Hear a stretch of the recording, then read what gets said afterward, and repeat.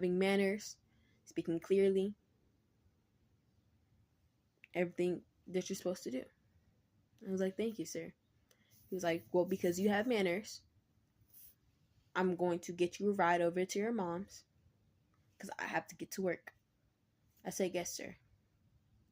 He dropped me and Michaela off at his house. It was a kind of apartment. She gave me cookies. I rubbed her dog. She was like, your ride is here. And I was like, oh, well, it's nice meeting you. It was like, it's nice knowing you. I'll see you some other time. Bye, Michaela. She was like, bye. Have a great time. Be safe. It's dangerous out there. And I was like, thank you. I know it's very dangerous. You safe too. She walked me to the door. She gave me one last hug. Goodbye. I got on a ride. I was quiet. I came home. I knocked on the door. My mom was like, hi, my kind child. I was like, hi, Mom. She was like, what's wrong? I told her everything that happened again. She gave me food. She gave me shelter. She's providing for me. My mom doesn't put her hands on me.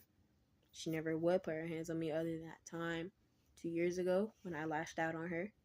I had self-defense. And everything's fine. I went to my sister's house, Ajne's house, because she promised something more than my mom could provide. She had a car, she had a job. She said she would be there. Instead, she wasn't. I was taking care of somebody else's child who was 8, 6 years older than a child, taking care of them, acting as a mother figure to them, giving them food, helping them with homework, things a mother and a father should do for their own kid. I never did that. So I grew up fast. I was taken into the system and automatically a parent for a kid who's not mine. There was times where she sent me to the hospital. I was just there. So no, I don't understand why Ajane is doing this. She abused me.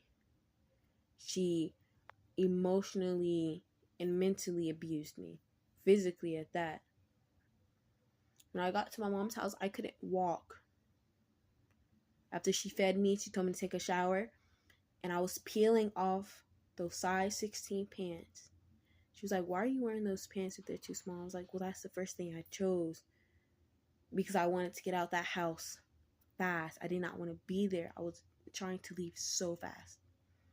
She was like, well, now you're home. You're safe now. You don't got to worry about that. You're safe. I'm going to bring you some clothes. She brought me some pajama pants and a shirt. And I was safe. I ate. I slept. I woke up from time to time thinking about my mom. I would ask where she is. And she was like, I'm here. I'm in the house. You don't need to worry. You're safe. Go back to sleep. I went back to sleep. The next day, I emailed my teachers. I said, hey, I'm going through something right now.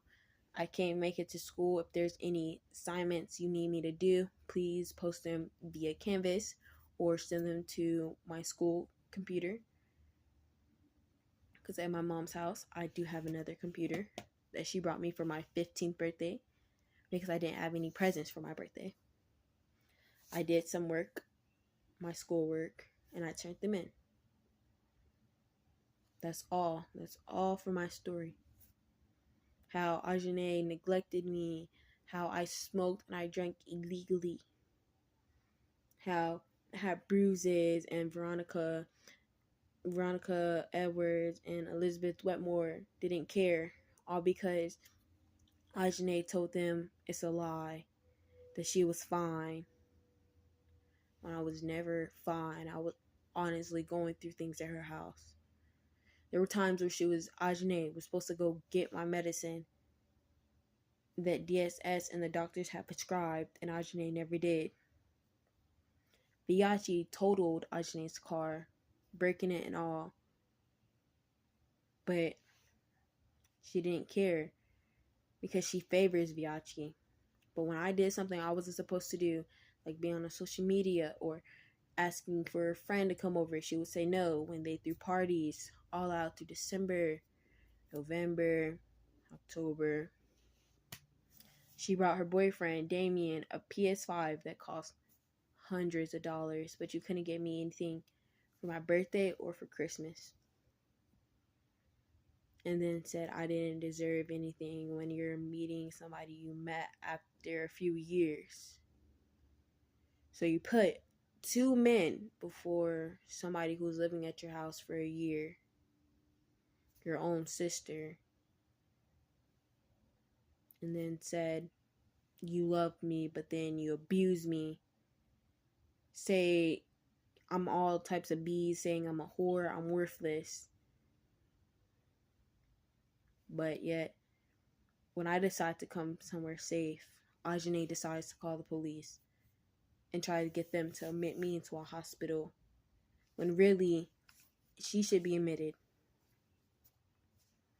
So no, if the police or Department of Social Services come and try to get me and place me into a mental facility, a hospital, a lockdown, or my sister's house, I will be pressing charges. I will be suing. And if I don't be able to post this, or if they send me to my sister's house and I might end up somewhere in a ditch, dead, then it's the police's fault. Because I warned them, I tried to tell them I don't feel safe going back to Ajne's house. Because she said the next time I go there, next time, if I say something, if I do something, if I speak badly about her, she's going to hurt and kill me. I don't feel safe going back there. And if I do go back there, I might not make it out alive.